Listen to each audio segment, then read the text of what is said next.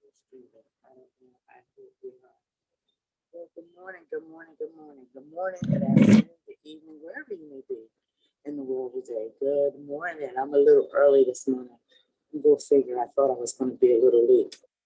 Um, I was resting in this morning a little bit. Giving honor and praise to God for waking us up this morning in our right mind, able body to go out here and just be awesome. This is titled Tia's Porch Conversation. So much. This is more like a review of our week as we are propelling into the weekend and getting prepared for next week. We're going to review a few things. So I hope you can hear me. I was trying to go for a little bit of fresh air this morning. Um, so this was the best way to do it. So you may get some outside interference, and my apologies for that, but we're in the outside element. So um, what was I going to say? That this is Tia's porch conversation. I was thinking this morning, well, I woke up this morning just feeling grateful for one. Let's start there. I was feeling grateful for the blessings that God has bestowed uh, in my life, in my family's life, and the people's lives that surround me or that I come in contact with. We don't always often think about blessings uh, as being something non-monetary, something like as just someone being there for you, um, encouraging you, maybe calling you on your stuff, because we're not right all the time, and sometimes our perspective can be wrong on a situation, and just to be grateful for the fact that with all that has happened over the last couple of years, just how blessed, just how truly blessed uh, we really are to just be here, to wake up every morning, to get the opportunity to be able to come and share with you just my point of view of life. Yesterday evening, as I was scrolling down Facebook, as I like to do sometimes, because I like to see what other people are doing. And as I'm perfecting my craft, I like to see how people use their different styles and their pizzazz that they bring to their company and their brands. Um, and also text and encourage and stuff for something on there, because just to let them know I see you. And I appreciate what they're doing, because whether you're a beginner or you've been at this for a long time, people are watching. And whether we comment, like, share your stuff, we see you. And it's helping, it's working. If you had any doubt, if anybody had any doubt, if your things are getting shared, just know we're watching. We're watching. And we see you. We see you. Just keep doing what you're doing. Um, Anyhow, I was scrolling down Facebook yesterday evening, and I came across, I think it was the Breakfast Club, one of their live things. I can't remember the young lady's name that was talking, but she has a conviction of um, of, of Black people not settling for less, going and achieving more. Um, but it was a statement that she made, and I know, it's not good to pick out one part of a person's statement and then try to build from there. But it struck a nerve in me because I said, well, I was about an average grade student. Um, I still was able to go to college. Um, I was able to get into the field that I wanted to get into. That was a blessing.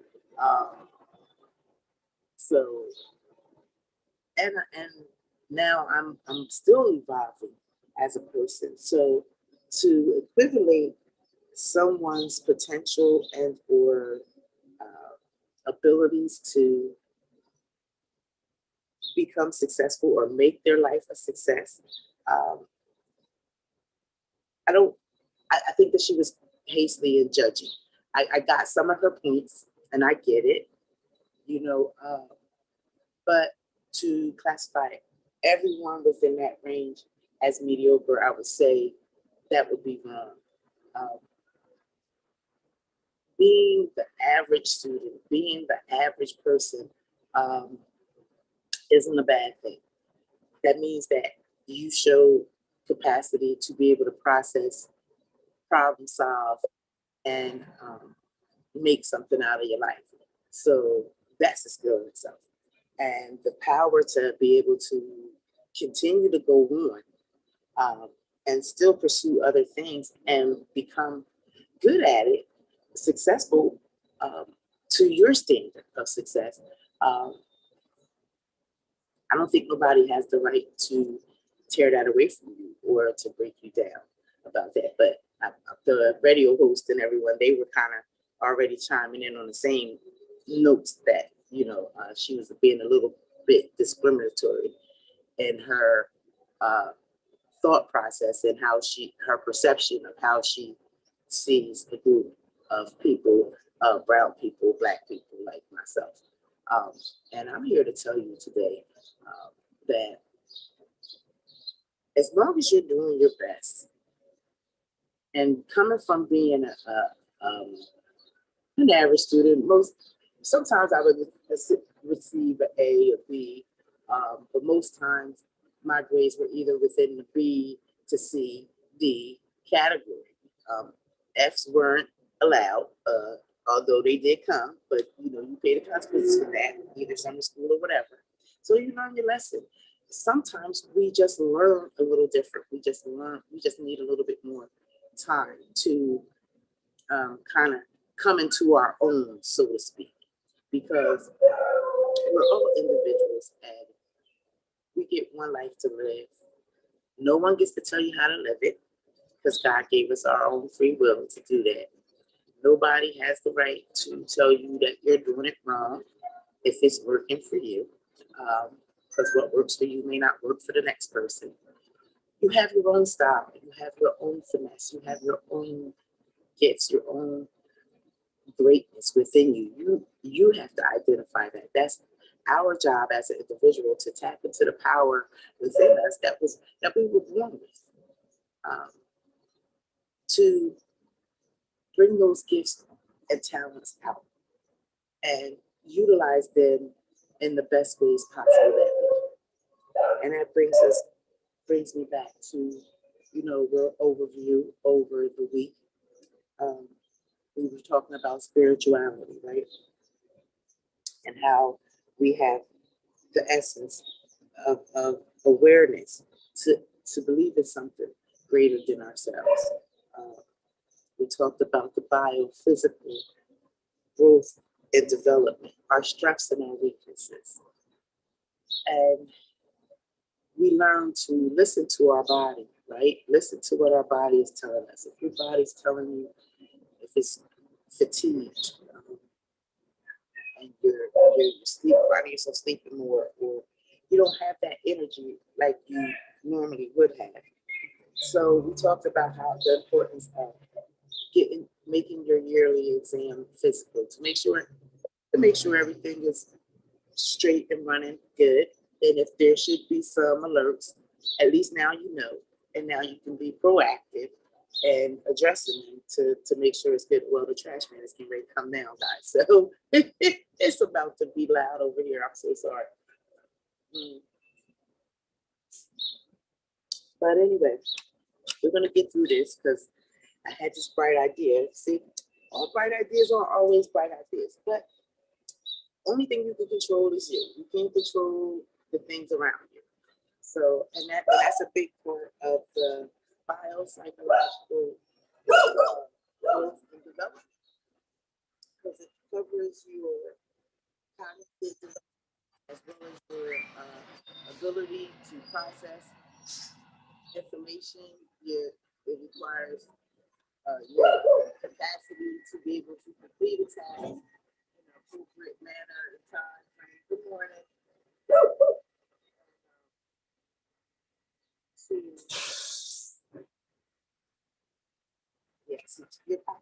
development and information processes. Can you guys hear me? Or should I wait until they do their job? Right. We love our waste management fellas and ladies to help our community. Help us not pile so much stuff up in our house, right?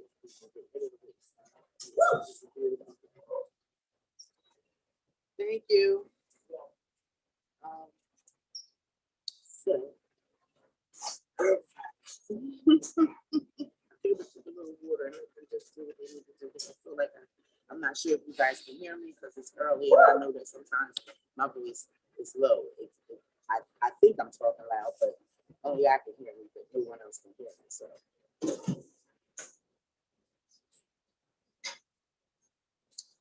it's a good time in the morning. Sun is on the front of the house in the morning, so you get that vitamin D that we so dearly need. Vitamin D, I found out, is good for what I like to call the sadness during this time. So always in the beginning of the year, January, I like to go and get a physical. And with so much that was going on, my doctor prescribed me some vitamin D, and I noticed the difference in my energy level and my ability to sleep better and be able to get up and do what I do every day, but without feeling weighed down. So I figured I'd come and get something just for free. God's giving it to me right now. So I hope you're getting some vitamin D too. So back to our biophysical growth and development, looking at our strengths and the hazards, making sure that we are aware of our medical background, know what the medical genealogy is in the family, so we know what to look for or what to be aware of and how to be proactive so that we don't carry that into the next generation, but sometimes it's just in your DNA. You're just blessed with it. So you just have to be mindful of what it is and even be more proactive ahead of time so that you don't develop those things. We talked about cognitive development and information process. We talked about the importance of communication. And this is, communication is a big part. That is where a lot of things happen to break down. In communication, the ability to be able to communicate verbally and or non-verbally, feeling safe to communicate how and express how you feel without judgment and or criticism and or discrimination. There's a lot of things that go around it, and sometimes we talked about the perception of our reality, which plays into a part of our attitudes and emotions. So I'll share a story because last night, I don't know if you guys seen it, but I shared the live from a financial mentor, Mr. Corey Cortez, I believe his name is. Corey is a very nice guy. We worked together for a little bit, and then, life happens and we kind of drifted apart. Not so much drifted apart. I still follow, I still lean on his mentorship because he provides gems. He does really know what he's doing. And I can say that I did get some results being with him in the short period of time that I was with him. But things, life on life terms happens, right? Because when you're building and you're building from scratch, sometimes you have to really pay attention to your budgeting, what it is that you're investing into. And I know that if you decide to invest into it, it's definitely worth the investment. However, does it fit your budget? Is it something that you consistently can keep up with? So that's another part of it. And how do you continue to keep growing in the midst of those challenges, right? So all of that comes into your attitude, your emotions, your own self-identity, your self-awareness of who you are and whose you are, and your strong will and determination to really make life what you make it, because life really truly is what you make it. Um, what you think, you will become. So if you're thinking you're royalty, I'm sure that your thoughts, your actions, and your behaviors are exhibiting royalty. If you think that you're not royalty, then I'm sure your actions, your thoughts, and behaviors are exhibiting that. So it's a matter of what it is that what perspective you're coming from for your life. Um, we talked about social cognition and regulations a little bit, and psychological strengths and hazards. Um, it doesn't mean we're perfect. It doesn't mean that things are going to always work out the way that we think it's going to be. But being able to process that is the key. Being able to di- know the difference between, you know, reality, and maybe a false reality. And I say false reality based upon the notion that your feelings and attitudes may be playing a part in your perception of what the incident and or circumstances might be going on. Sometimes we have to step outside of the box, so to speak, right? You got to step away from it to be able to look at it and see it for what it is and weigh it out. It's not always easy to do. And I can be honest and say that it was a process for me to learn how to kind of step back, take a minute, and, gather my thoughts, gather my emotions, and check myself. Um, it's a skill, one that you have to practice every day. Good morning. Um, One that you have to practice every day to become better at it. And even once you feel as though that you even may have mastered a certain life skill or uh, behavioral skill in yourself, because you're changing old habits and creating new habits. And even in that process, it doesn't mean that old habits aren't going to creep back up, or they're not going to try to, come back and, get a little bit more comfortable in your new space. So you're constantly always evolving.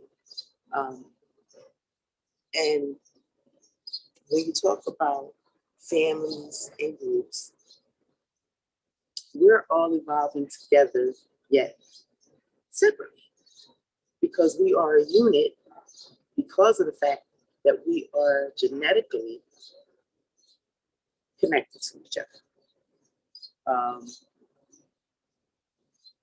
And it doesn't mean that we're going to get along all the time. It doesn't mean that we're going to see from the same perspective. It doesn't mean that we may have some things in common. We may have some things that are not in common.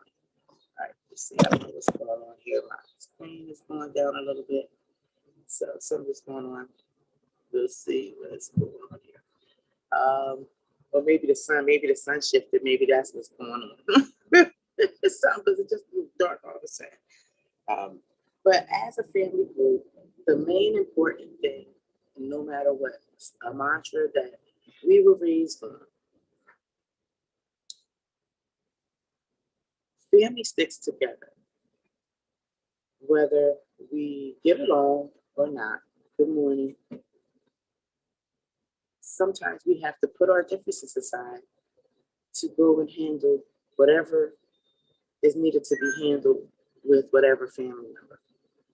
Now, there's a way to do that in a loving, caring way, not being mean and malicious. Um, it's called like the scissors of love. You love them, but you love them in a way that kind of allows you some space, that gives you your room to grow and their room to grow as a person, so that when you do come together, you appreciate seeing one another. You appreciate catching up to see where everybody is in their lives. And you'd be really surprised to see that there really is love between one another, because a lot of times you even forget what the misunderstanding or circumstances were that happened, unless it was something very detrimental then that might take a little bit more practice in the forgiveness area. But if you don't forgive the person, then you're carrying all that anger, frustration, sadness, and malice on the inside of you, and it's killing you and not them. So forgive them. Forgive them, forgive yourself, and begin living a life that you want to live, because you only get one. And like it or not, you don't get to pick your family. You can pick your friends, so you best to use discernment and good judgment in who you are picking as a friend, uh, and who you're calling friend, because everyone's not your friend. Some people are just your associate. And then it's a whole list of other things, but I'd rather not go into that. But just be mindful. Everyone's not your friend. Your first friend should be you. You should be your own best friend. Because, you know, if you like you, then others will like you as well. When you talk about communities and support systems, that's important in a sense. And I know that in my line of work, we talk about community and support systems. We have a number of agencies and services that help families, individuals to become better in a variety of capacities. And even yet still, they still miss their mark somewhere. They hit a mark, but then somewhere we still lose someone. There's still a gap between the level of services and care, and how it's going to be expedited to get to those that we service and want to help. Uh, and it wasn't until um, the last 11 months, I always knew that it was there, but it hits a little different when it's you. And how do you handle it when it's you? You know, you're so busy. You were the one that people would come to for advice. You're the one that would help and assist others to get where they need to go, whether it's information about services or something that you know about that can help them, a job, just giving them, sharing some tips, some life skill tips with them to help them improve their life. But yet you're going through your own life struggles too at the same time. That requires you to be wise enough to tap in to some type of peer-to-peer, whether it's talk therapy, um, professional psychiatric care. Um, it's called check-in. You got to debrief. You have to be able to cycle it out, because when you work with others and you're helping others, and you're serving a population that is impoverished, that may not have all the skills and or capabilities to, you know, get things in order. They might need some help with it, someone to show them, walk them through the way. That kind of weighs on you. There's no way you can interact with someone, not if you're really truly trying to help somebody, and not feel some type of sense of, what is it called, obligation, ownership in their success of becoming better, in some part, form, or fashion, and still navigate your own life. However, many of us do it on a daily basis, and we do it with ease, right? You never even know. We present pretty well, and like I said, the last what is it?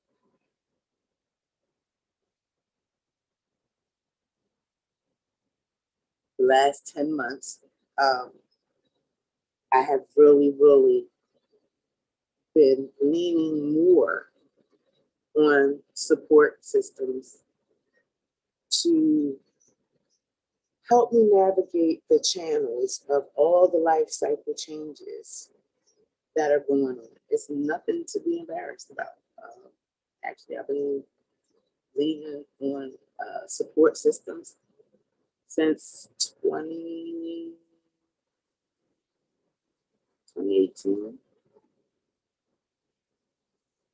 consistently on a regular basis, um, to help me navigate through life changes,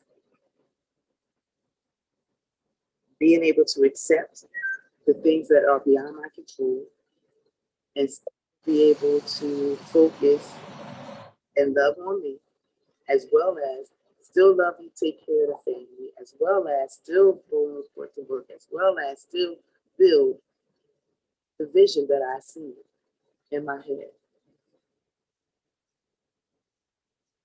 And although it may sound like it's spectacular, it's amazing, that is you know, some type of superpower, really I've learned that it's just my psychological mental makeup, um, because I believe that there is a higher power, and I believe that that higher power has provided me the support team that I have, from Life Guides to Center for Family Services, um, from Victims Crimes Unit, uh, in the prosecutor's office. Everyone, family, friends, co-workers, everyone has been just a blessing, as I'm navigating through the channels. And it's gotten better, and it's getting better. Is every day easy?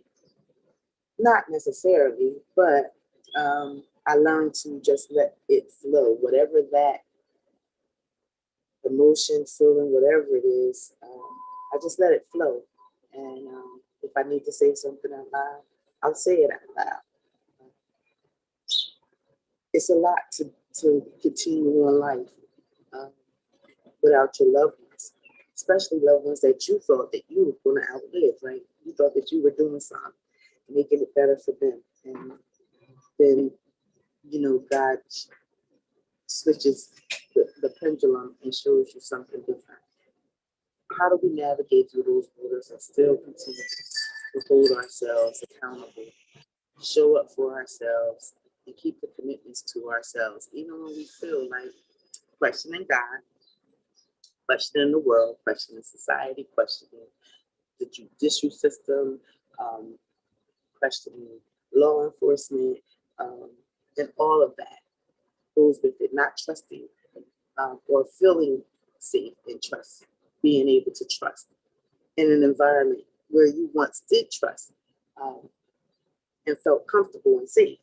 Uh, it's a whole process with that. And when I look back on my past, overcoming, let me see, I did write that down. Overcoming being the young teen, then being the teen mom teen, and then being the young adult wife teen, and then being the adult child caregiver teen, and then being a grieving emotional being teen, and then and all those versions of Tia, the only thing that I could say that was consistent was my faith, because support systems change, people change,